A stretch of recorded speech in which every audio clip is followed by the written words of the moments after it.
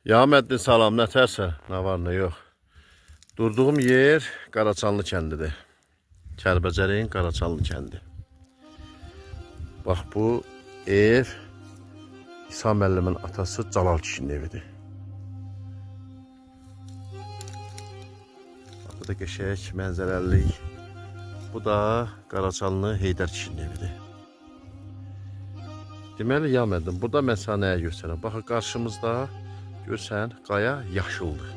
Göy daşlardır. Göy daş. Sonra bax, biri də burada var, bax, çıxıb üzə.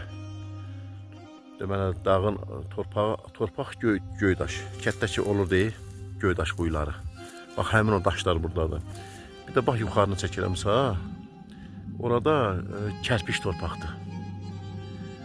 Ondan sonra bax, burada da simentli qum çıxacaq. Torpağa eşirsən, simentli qumdur. Bax, şey görsən, qayaqların üstəki görsən, karışır rəng. Bax, onlar da xınadır. Hə, bax, orada xına, təbii xına bax, onlardır. Bax, qayaların üstündə çıxır.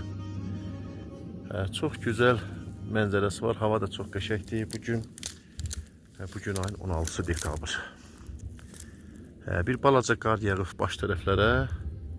Amma bu kənd gözəl də yerdir, havası yaxşıdır, meyvəlikləri çoxdur, bax, hər həyətdə çoxlu almadan tutmuş armud, qoz, fındıq, nə desəm var. Bayaq da saat çəkdim, çoxlu alma yığdıq, 2 uşaq alma yığmışıq, maşının oradadır.